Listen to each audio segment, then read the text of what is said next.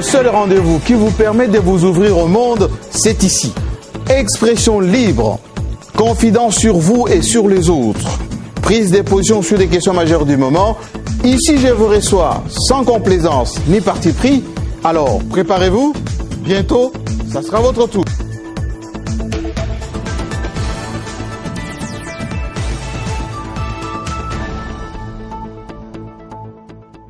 Peut-on dire que l'accord de la Saint-Sylvestre du 31 décembre de l'année dernière est révolu? Peut-on dire qu'il faut s'acheminer maintenant vers un autre dialogue qui peut être une table ronde autour de laquelle les Congolais se retrouveraient pour trouver des solutions durables aux problèmes du Congo? Peut-on parler de l'immixtion ou la transformation des carrières de Cardinal Mosengo, aujourd'hui politicien de son État? Qu'est-ce qui se cache derrière cette transformation des carrières de Mosengo? Est-ce que la Belgique est derrière, avec notamment la dernière déclaration de son ministre des Affaires étrangères, Renders, qui orienterait maintenant le fonds belge vers les ONG, notamment l'Église catholique? Alors, pour en parler un peu de tout ceci, nous avons fait appel à Daniel Ngoï-Moulunda, qui est surintendant général de la nouvelle Église méthodiste. Il est président du PAREC et surtout ancien président de la CENI, qui est aujourd'hui la Commission électorale nationale indépendante. Bienvenue. Merci Jean. Je rappelle à ceux qui nous suivent que vous avez été ici l'un des premiers à avoir dénoncé l'accord de la Saint-Sylvestre comme étant un complot contre la RDC, qui comporterait dans cet accord des clauses qui ne sont pas du tout républicaines, qui c'était un piège à la République et notamment au chef de l'État. Est-ce que aujourd'hui, avec cette intervention, notamment de l'Église catholique, peut-on parler d'un Congo pays laïque? Le système de gouvernance de notre pays laïque, c'est quoi la laïcité en ce qui concerne notre pays? Avant d'aller à la laïcité, merci beaucoup JMK de cette opportunité et que vous avez retenu ce que j'ai dit ici. Je l'avais dit et je pense qu'aujourd'hui, c'est le temps de le démontrer, que cet accord était un piège, que techniquement parlant, il était impossible d'avoir les élections 31 décembre. J'avais supplié sur cette antenne que les évêques disent à la population qu'après la sortie du calendrier, il n'y aurait pas élection le 31 et que le 31, chacun reste chez soi. Mais les évêques n'ont pas fait ça et aujourd'hui, le temps nous donne raison. J'ai dit que c'était un piège. Et ce qui s'est passé le 31 prouve que... Mais pourquoi un piège? Parce qu'il a été signé par tout le monde, cet accord. Oui, c'est là le problème. Je vais arriver à ça, JMK. D'abord, ce qui s'est passé aujourd'hui et ce qui s'est passé le 31 nous donne raison. Le piège maintenant a donné son nom. C'était un coup d'État qu'ils ont monté dans l'accord. Le coup d'État qui a raté et qui a produit la colère, notamment du cardinal. C'est comme si quelqu'un tapait sur la queue d'un serpent et finalement la tête sort. Donc ce que j'ai dit aujourd'hui, c'est réaliste. Donc vous dites, le cardinal et les évêques avaient préparé un coup d'État et qui n'a pas marché. Bien sûr. C'est pour ça qu'ils sont en colère. Bien sûr. C'était un coup d'État monté et qui n'a pas marché. Je vais le démontrer. Parce qu'en démocratie, tous les leaders sont élus. Quand tu commences à planifier la prise du pouvoir sans passer par les élections, c'est un coup d'État. Quand on demande aux gens de dégager, c'est un coup d'État. Ce qui est encore grave, JMK, c'est quoi? Ils ont donné leur marche. Sans itinéraire, sans destination et sans quoi? Ça, c'est pour le 31. C'était pour le 31. Oui. Parce que tout part du 31. Cette marche du 31 qui n'avait pas de destination, qui n'avait pas de discours, cachait quelque chose. Quoi? Quelle chose? Cachait le secret d'où partirait le coup. Et je veux le dire aujourd'hui. Que serait-il arrivé si tous les marcheurs se retrouvaient au palais du peuple, prenaient d'assaut le palais du peuple, occupaient toutes les chambres du palais du peuple, avec des tueurs embusqués entre eux, et que, maintenant la police, en les faisant partie des forces, tire et qu'il y ait des morts au sein de l'Assemblée nationale, Du Parlement. Personne ne peut accepter qu'on tue, que les citoyens meurent au sein du Parlement. C'était le départ du pouvoir. Ça aurait arrivé. que serait le pays aujourd'hui? Donc, vous êtes en train de raconter des choses quand même assez graves pour dire les gens qui avaient juste demandé des prières et ensuite de marcher avec des Bibles sans armes avaient planifié un plan. Kinshasa est immense. Comment ils allaient tous se diriger vers le palais du peuple et se trouver dans ce palais du peuple? Il faut quand même une certaine coordination, il faut des moyens de déplacement. Comment ils allaient faire tout ça? Les paroisses sont partout, il y a déjà. Pourquoi est-ce qu'on n'a pas révélé au gouverneur la destination, la chute de la marche? Pourquoi? Et puis, les gens avec les Bibles, il y a des peuples qui ont déclaré qu'il y avait des gens qui étaient en culotte, des fidèles non connus, des fidèles étranges. Le 28, une vidéo a circulé avec les gens cagoulés, armés, demandant qu'ils allaient frapper très fort. Parce qu'ils ne voulaient pas ça. Quand les évêques, quand les prêtres ont vu que les cathédrales étaient entourées par la police, s'ils aimaient réellement la paix et qu'ils n'avaient rien derrière leur tête, ils allaient dire à la population, aux fidèles, que le climat est mauvais, rentrez pacifiquement chez vous. Ils ont préparé à la confrontation. Ils l'ont voulu et elle est malheureusement arrivée. Alors, expliquez-nous maintenant la laïcité parce que Mosengo et c'est qu'il est laïque, le Ndaiwe, les Landou, etc. vous expliquent que c'est une façon de s'exprimer.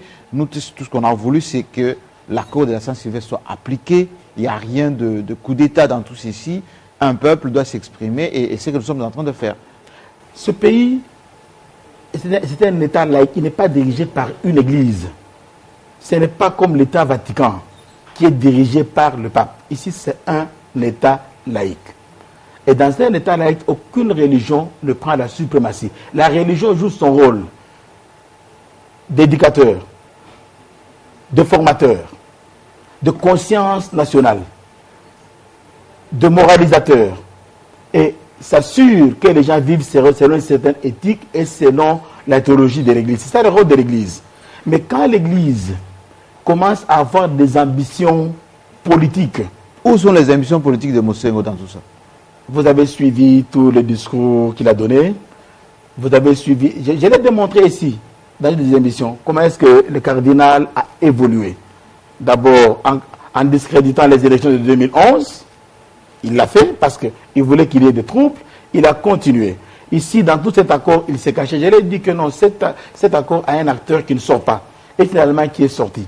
Pourquoi est-ce que ce ne sont pas les laïcs qui ont réagi après l'échec de la marche du 31 et que c'est lui qui sorte. Et qui sorte très fâché et qui prononce des termes que moi, sur un intendant général, je ne peux pas prononcer. Pourquoi il est sorti finalement? C'est pas celui qui en était l'auteur, c'est lui qui en était le commanditaire. Parce que d'autres voulaient sortir. Pourquoi c'est lui qui est sorti?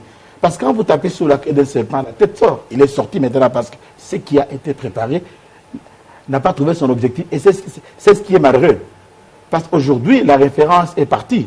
Il est le père spirituel, il est le responsable. Et ce qu'il a donné comme terme, demanda aux uns de sortir, de dégager, avec un terme qui est aujourd'hui pris par tout le monde. Regardez dans les médias, c'est le terme. Oui, médiocre. Moi, je ne peux pas le prononcer. Il dit médiocre. Il dit le pays n'est pas bien gouverné, il n'y a pas de réalisation, les gens ne sont pas organisés. Et ça s'appelle médiocrité, ce n'est pas l'injure. Moi, je n'ai pas un appareil qui mesure qui est médiocre, qui est bon et qui est excellent. Je n'ai pas cet appareil-là. Et moi, pasteur Mouloun, je ne peux pas descendre ici bas. Vraiment, c'est une descente très basse. Et je ne voudrais pas aller sur ce terme-là. Aujourd'hui, c'est malheureux. Quel est l'exemple que tout le monde prend? Les enfants vont prendre demain partout.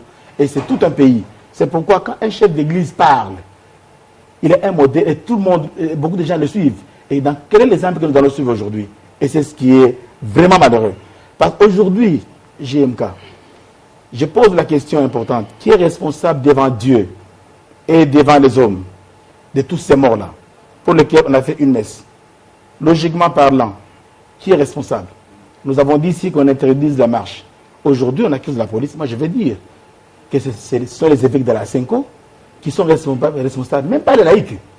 Cette histoire n'a pas commencé avec les laïcs. On veut seulement couvrir les laïcs. Mais la Senko dit que ce n'est pas elle qui a appelé à la marche. C'est Landou et Ndaiwel qui ont écrit. Nous commençons par l'accord. Les laïcs n'étaient pas là. Ils appellent les gens à se prendre en charge. Les laïcs n'étaient pas là. Il demande aux gens de sortir, l'évêque n'est pas là. Il change maintenant de figure. Quand nous les avons interpellés, que s'il y a des morts, ce sont les évêques qui seraient responsables. Vous suivez l'évolution des choses. Maintenant, c'était les curés, les doyens curés, qui demanderont aux gens d'aller faire les tapages nocturnes avec tous les jeudis, des casseroles. Les vuvuzelas, les casseroles, les... Ça quitte les évêques, les ça va aux abbés, aux doyens des abbés. Ça quitte les doyens des abbés, maintenant ça va aux laïcs. Mais la source, elle est ce qu'elle est. Aujourd'hui, quand vous dites que c'est une marche appelée par les laïcs, c'est naïf. Nous devons appeler les choses par le nom. C'est une marche appelée par la Cinco, par certains évêques de la Cinco, certains évêques militants de la Cinco, qui ont voulu cette confrontation. Je disais ici que le but de cette marche-là était d'avoir des martyrs. Des martyrs? Oui.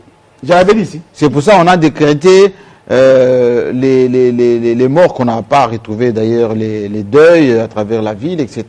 On dit voilà, désormais, il faut les considérer comme les martyrs de la côte de la Saint-Sylvestre. C'est ce que les évêques cherchaient. Malheureusement, JMK, ils l'ont obtenu. J'avais dit aux gens de ne pas sortir, ne sortez pas.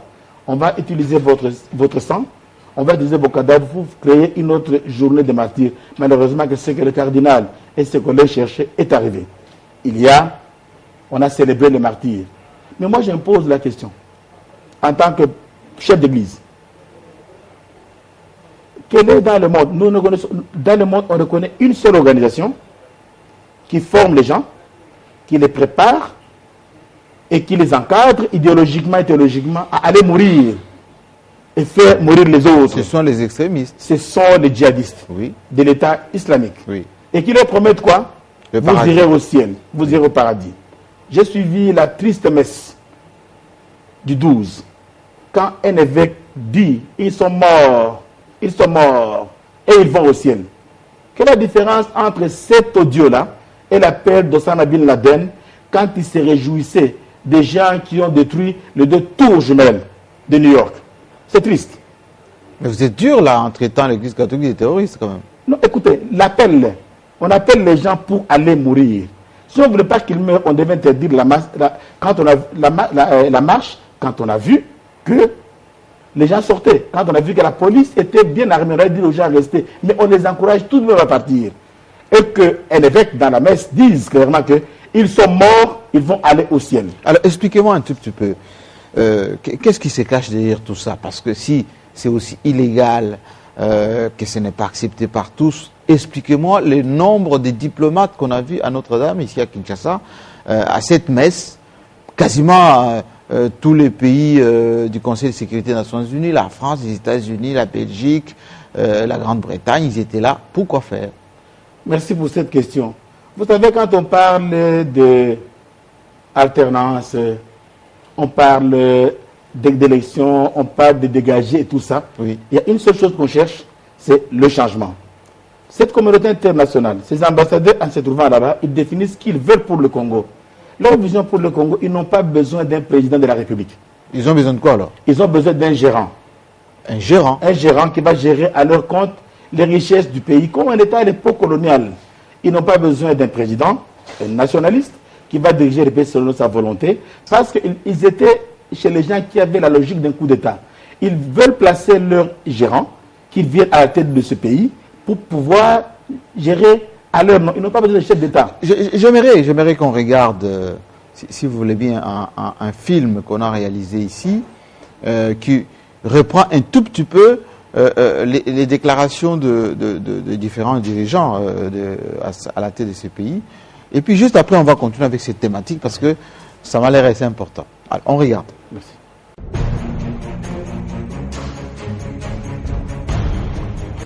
La Belgique, nostalgique de la colonisation, a toujours cherché par tous les voies et moyens à balkaniser notre pays.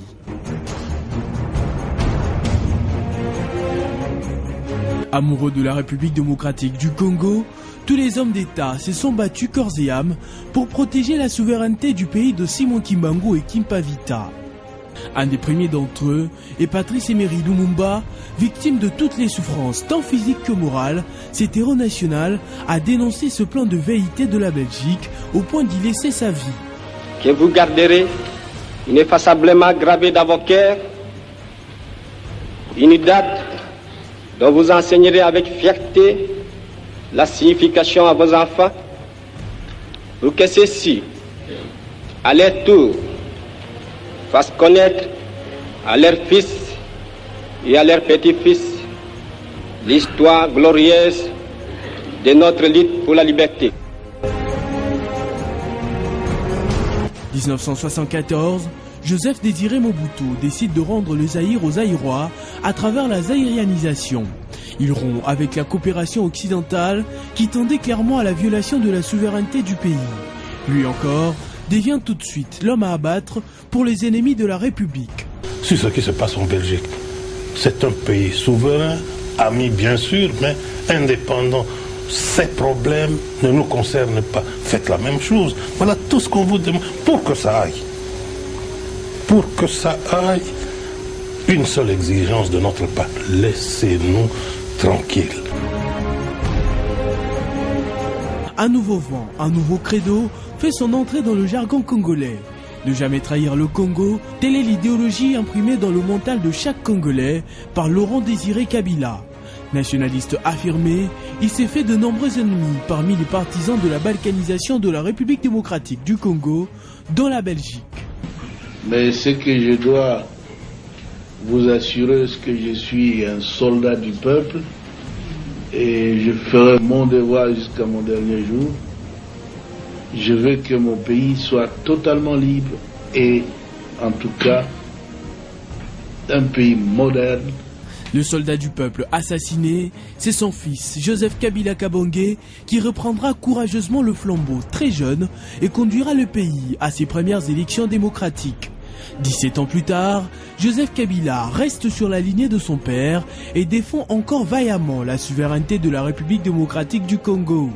J'affirme que le cap vers les élections crédibles, transparentes et apaisées est définitivement fixé et que notre marche dans cette direction est irréversible.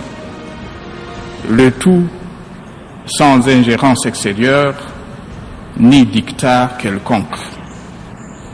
Aux vrais amis de mon pays, je demande de soutenir sincèrement le processus électoral en cours. La souveraineté de la République démocratique du Congo a été le combat de tous les hommes d'État congolais, soucieux de redorer l'image de notre pays terni par la colonisation belge et autres projets impérialistes. Il est grand temps que le peuple congolais lui-même s'approprie cette idéologie pour que tous, comme un seul homme, nous liguons contre les vrais ennemis.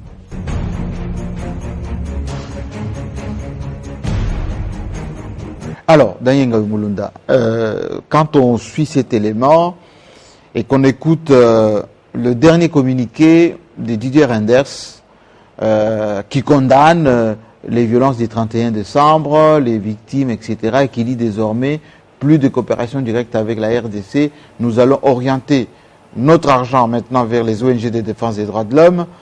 Est-ce que ça ne s'apparente pas à ce que tous ces chefs d'État et Patrice Emery Lumumba disaient, l'ingérence de la Belgique, ça m'émise sur les richesses du Congo, et les gérants dont vous parlez tout à l'heure, c'est ce qu'ils sont en train de préparer. Absolument. Et je pense que les Congolais doivent suivre cet élément très bien et dire que la même logique veut se réaliser maintenant. Quand Didier Reynders commence à condamner, je veux le rappeler qu'il y a eu un 30 juin prononcé par Lumumba, 1960. Cette date-là, on ne va jamais l'oublier. Et que s'il y a un pays qui doit donner des leçons aux Congolais sur le droit de l'homme, ce n'est pas la Belgique. Soyons sérieux. La Belgique doit se rappeler de ce qu'elle a fait au Congo ici, à cause des richesses. On a amputé les mains des gens, on a tué les gens, on a pris toutes nos ressources. Ils ont construit leur pays avec. Et c'est pour cela qu'ils n'ont jamais voulu qu'on puisse ouvrir les contentieux belgo-congolais. Aujourd'hui, les gens qu'on a amputés, ils ont utilisé l'église catholique. Vous savez que leur colonisation a été fondée sur une trilogie. Et État belge, et Église, et entreprise. Et c'est l'église catholique qui, par ses sermons, qui endormait les gens, qui trahissait tous ceux qui confessaient. Le paradis appartient aux pauvres. Aux pauvres. Allez donner tout à la mission. Même toutes les statues que nous gardions, sont partis en Belgique comme étant des fétiches. Aujourd'hui, nous avons cette grande musée-là qui est en Belgique. À Tervuren. Qui fait la fête de tout le monde.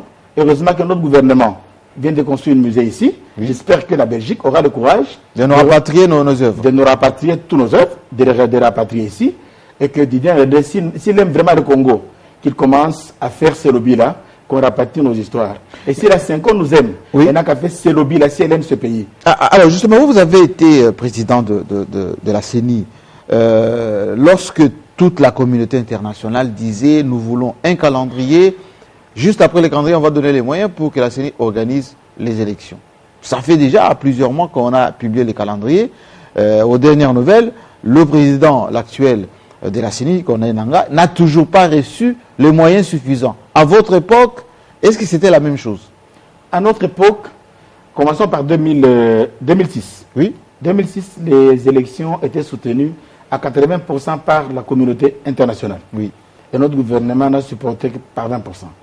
Arrivé en 2011, parce que... Et vous étiez président? J'étais président de la CENI. Parce qu'elle ne voulait plus des élections. C'est le monde de... Il ne voulait pas des élections? Non. Moi, on me faisait pression de ne pas tenir les élections à la date. J'ai reçu les ambassadeurs, les chefs de mission, les ministres étrangers, européens qui me disaient non, Mulunda retarde. Moi, je vais retarder pourquoi? J'avais demandé à un ministre britannique qui était venu. Je lui ai dit, tu vas me faire une note, ou bien un email, me demandant de violer ma constitution.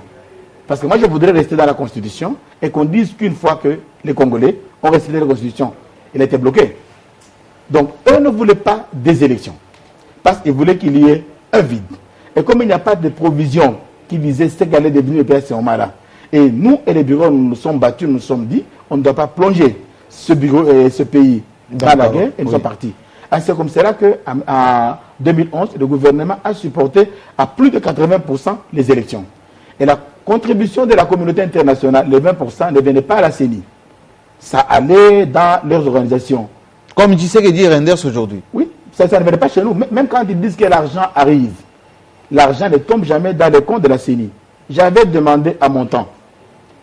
Quand on nous dit, et moi je disais que bon, tel pays a donné tel pays, il y avait ce qu'on appelait le panier, les fonds du panier, le basket fund. Oui. Et l'argent tombait là-bas. Ce basket fund, je n'avais pas contrôle de ça. J'avais demandé aux partenaires. L'argent de l'État tombe dans nos comptes. Je suis transparent. Venez, quand moi je sors l'argent de l'État, nous contre-signons. Et je voudrais commencer à signer sur votre basket fund. Ils étaient très fâchés et ils ont refusé. Je me rappelle, le représentant de l'Union européenne à l'époque m'avait demandé de retirer. Moi, je ne retire pas. Si vous voulez la transparence, signons le document. Donc, c'est l'argent qui vient, qui tombe dans leur propre organisation. Et ils gèrent leur propre argent. Ils gèrent leur propre argent, mais on dit qu'on a donné à la CENI. Par exemple, les États-Unis avaient donné à notre époque 20 millions. Oui. Les 20 millions étaient partis à IFES. Ce n'était pas venu à la CENI. Mais je n'ai pas dit que l'IFES n'a pas travaillé. Non, IFES a travaillé, ils ont fait la campagne de sensibilisation, ainsi de suite. Mais cet argent-là ne tombe pas. Mais c'est géré par eux. Géré par eux-mêmes. Alors aujourd'hui, pourquoi ils vont soutenir la messe, hein, ils vont soutenir ceux qui veulent la révolution, l'insurrection, etc. Et pourquoi ils privilégient l'accord du 31 décembre? Quelle est la position électorale? Merci. C'est une très bonne question. Eux, comme j'ai dit, ils veulent un gérant. Ils sont dans la logique, ils ont soutenu ce coup-là qui a manqué. Et vous savez, au-delà de ça... Du 31. Oui. Et au-delà de ça, ils ont des ressources. N'oublie pas, JMK, que notre pays a des ressources. La révolution numérique qui prend le monde aujourd'hui aura pour source la RDC. Avec le lithium, avec le cobalt, avec le coltan. Le lithium, c'est l'énergie, c'est les batteries, tout ça comme ordinateur, conservateur de l'ordinateur. C'est au Congo. C'est au Congo, dans le nord du Katanga. Et on parle même aujourd'hui de la guerre du cobalt avec la voiture propre. La voiture propre, donc. Et qui est le premier producteur? C'est la RDC. Maintenant, il y a un groupe qui ne veut pas qu'un autre accède à ces richesses-là. Et ils veulent garder ça pour eux, comme pendant la période coloniale. Quel groupe? Le groupe de l'Ouest.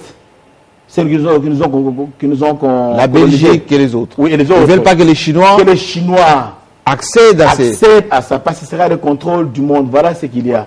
Alors, les opposants qui sont dehors, qui sont nourris aux mamelles par la Belgique et par la France et tout ça, leur promettent que si nous venons, nous vous donnerons. Nous allons écarter la Chine.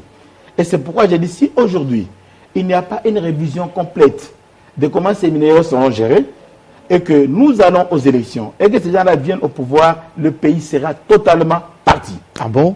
Je vous dis, je vous ai donné l'exemple. Mais qu'est-ce qui vous garantit que les Katumbi et les autres ont fait des promesses aux Occidentaux de leur donner le Congo et que ça sera donné aux Occidentaux plutôt qu'aux Chinois? Il faut commencer par le passé. Le passé récent. Tengue Fongorume avait des collines, 3-4 collines, dont j'ai donné le nom ici la fois passée. Oui. Ces collines devaient être exploitées pendant 40 ans. 40 ans. Mais ces collines-là ont été exploitées pendant 3 ans. Et c'est pas Au lieu de 40 ans. Au lieu de 40 ans. Regardez, demandez au ministère des Mines, demandez Tengue Fongorume, on va vous donner les données. Il ne reste que des trous. Regardez la population de Tengue Fongorume. Qu'est-ce qu'ils ont développé là-bas? Rien.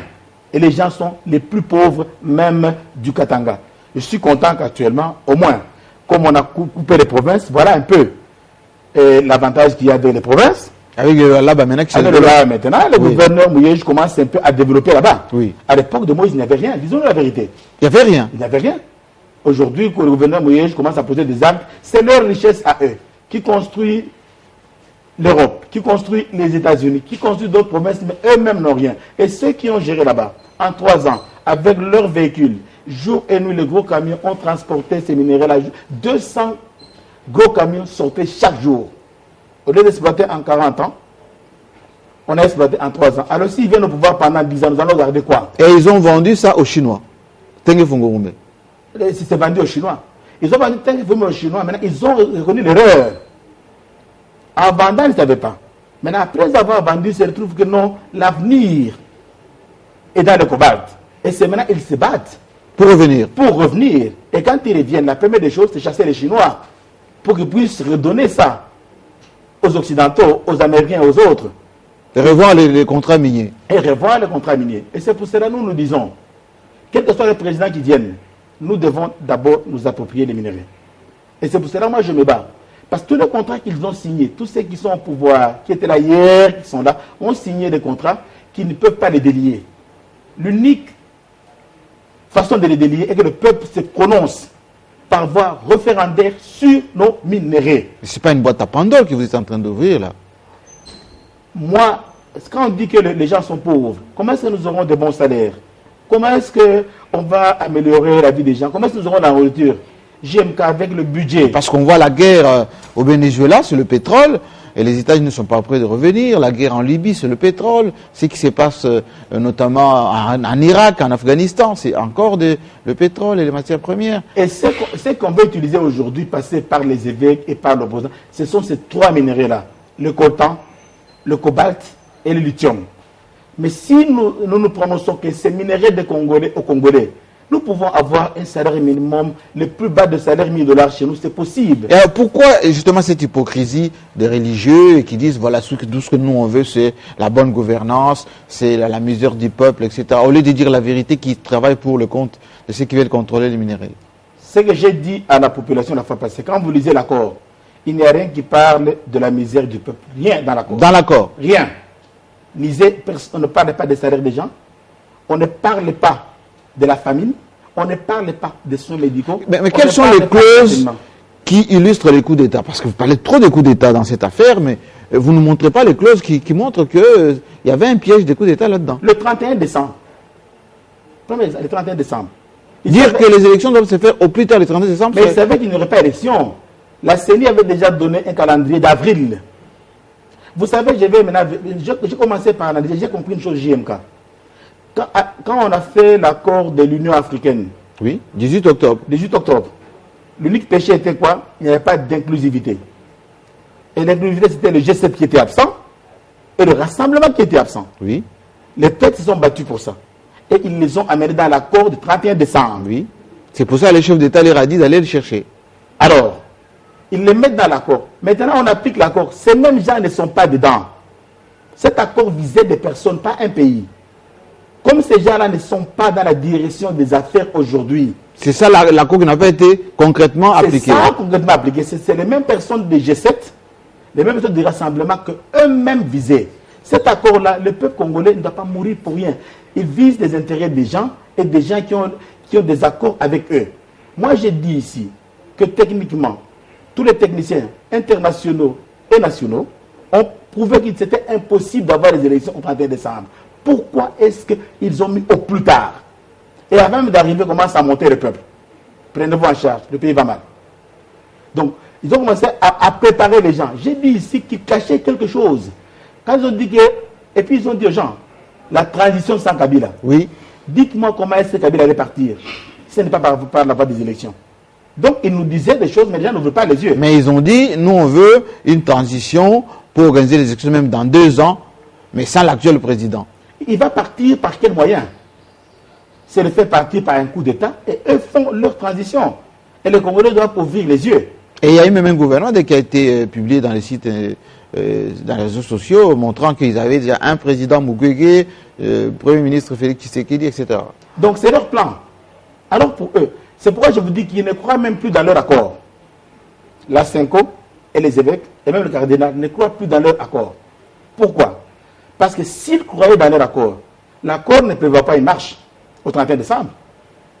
Donc, ils ne croient plus dans l'accord, ils ne croient plus aux élections, et pour eux, c'est un coup de force maintenant. Décembre, c'est loin. Et c'est pourquoi j'ai dit au peuple congolais, non.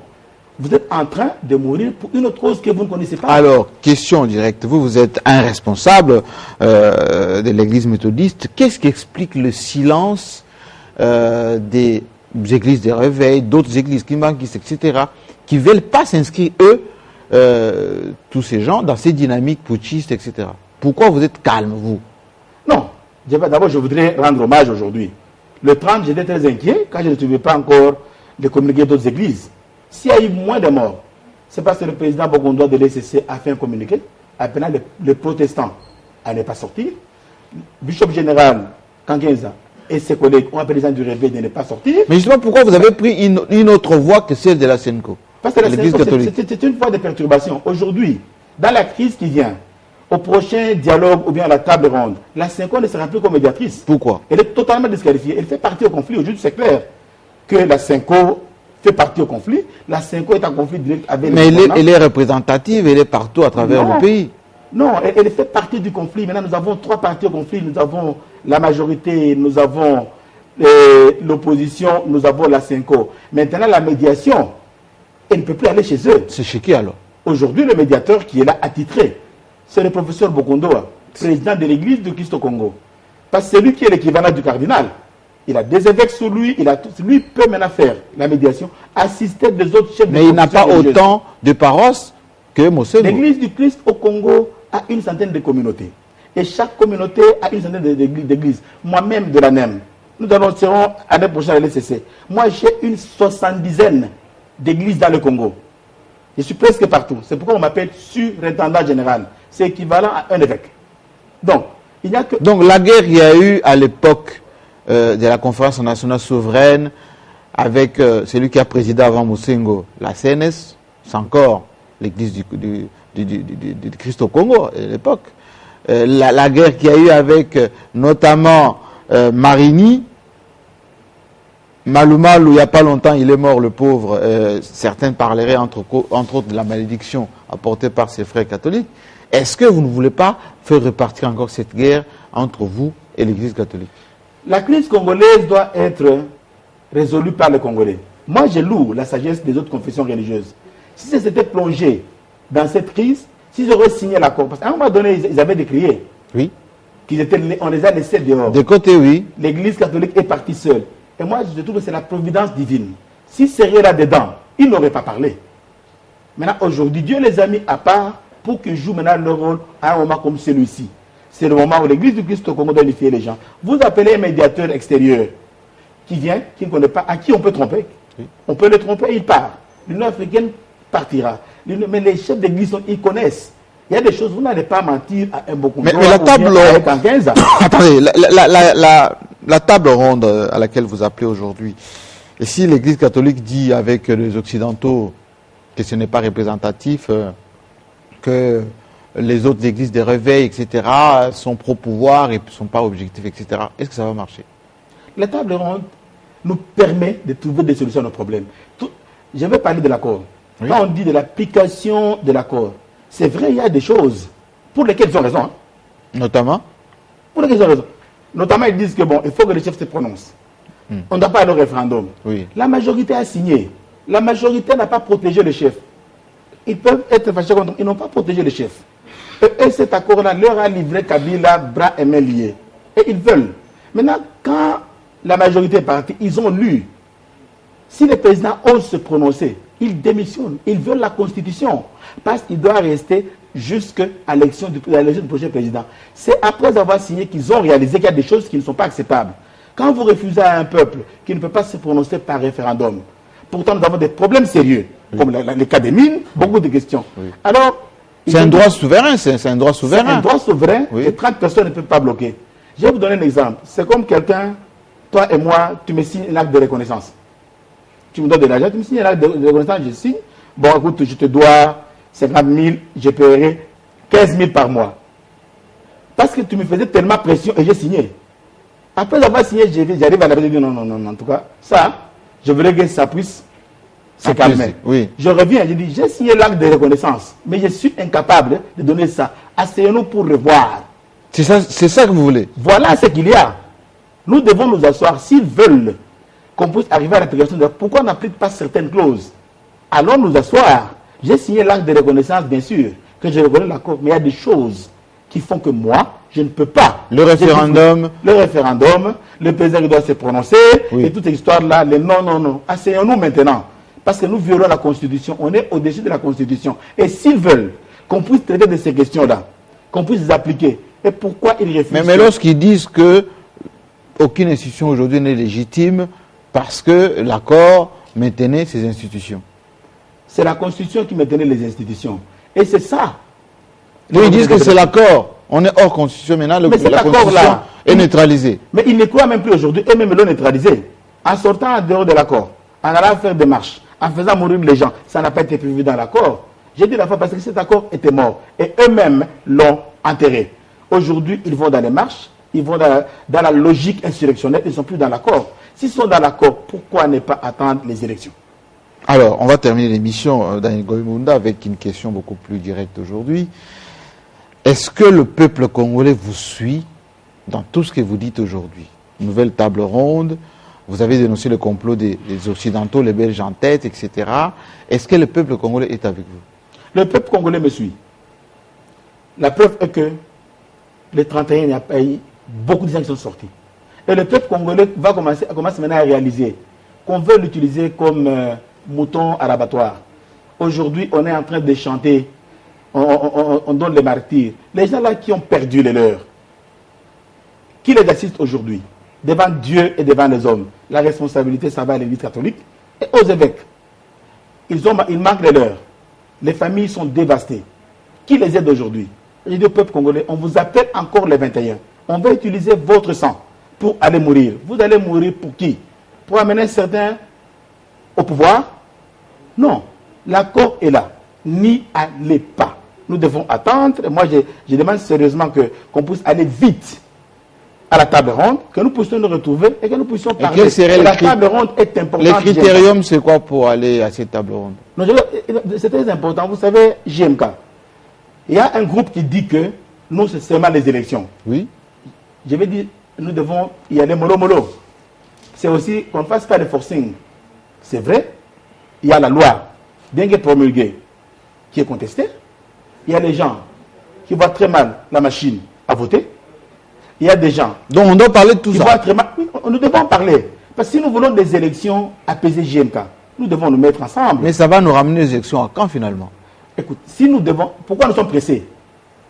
Pourquoi sommes-nous pressés? Mais parce qu'il y a 2 mandats, parce qu'il faut à un moment donné faire quand même des élections, parce qu'il faut renouveler les institutions. Je voudrais vous dire encore ici aujourd'hui que la gâchette qui va amener la guerre dans ce pays sera les élections. C'est-à-dire? Si nous y allons sans clarifier toutes ces questions-là, nous forçons, parce qu'il y a une majorité qui fait faire passer les lois, la gâchette qui va amener la guerre dans ce pays, tu m'appelleras ici, ce sera les élections. Pour ne pas arriver à ça, pourquoi ne pas nous asseoir? Le chef de l'État lui-même a dit que notre mode de résolution de nos différends, c'est le dialogue. Asseyons-nous. Mais qu'est-ce qui nous garantit, Daniel Ngoïmunda, qu'est-ce qui nous garantit que les Occidentaux qui ont d'autres visées, le contrôle des richesses, mettre quelqu'un qui eux contrôle, etc., qui vont laisser faire cette nouvelle table ronde. Ils vont toujours utiliser leurs pions. C'est notre pays à nous. Qui n'oublie pas qu'il y a un 30 juin 1960. J'appelle aux leaders congolais, qu'ils soient de l'opposition, qu'ils soient de la majorité, qu'ils soient de la Senko, qui regardent l'intérêt du pays. Aujourd'hui, ceux qui voulaient les troubles en Libye. Oui. En Libye, on visait seulement Kadhafi et quelques personnes qui gouvernaient avec lui. Oui. Donne-moi le taux, le bilan des morts aujourd'hui. Énorme. Énorme. Tout est détruit. Ce ne sont pas seulement ceux qui étaient au pouvoir, ceux qui mangeaient avec Kadhafi. Nombreux sont morts. Oui. La ville est partie. La Syrie, pareil. La Syrie, pareil. La Tunisie regrette d'ailleurs la révolution. Alors ceux qui ont commandité, est-ce qu'ils sont fiers aujourd'hui? Qui se bat la poitrine, qu'ils soient français ou tel que c'est moi qui ai fait dans la Libye, c'est qu'il est aujourd'hui? Personne. La Libye devient un modèle de l'enfer sur terre, où on commence à vendre les gens. Pourtant, les gens y allaient pour chercher à manger. Les Libyens ne payaient pas de l'eau, ils avaient tout avec eux. Si Muammar Kadhafi était vivant aujourd'hui, est-ce que la Libye serait là où elle est aujourd'hui? Non. C'est pourquoi je fais appel à tout le monde, quels que soient leurs intérêts, quelle que soit leur colère. Je commence par notre papa le cardinal. Je vais suivre avec les évêques, je vais suivre avec la majorité, avec l'opposition. Regardons notre Congo. Privilégions ce Congo ici, pour lequel Lumumba est mort, Mouzé est mort, on célèbre aujourd'hui. Ils sont en train de les célébrer aujourd'hui. Ils sont morts pour ce Congo. Qu'on n'aille pas, qu'on ne force pas les choses, JMK. Regardons le Congo. Nous n'avons que ça comme trésor. Si nous le perdons, nous serons perdus et nous serons ridicules. Merci Daniel Ngoïmoulunda, surintendant général de la nouvelle église méthodiste. Et vous êtes aussi président du PAREC. Merci à vous de cette attention particulière. Réaction, comme d'habitude, à travers tous les réseaux nécessaires. Si vous le désirez, nous répondrons. À très bientôt.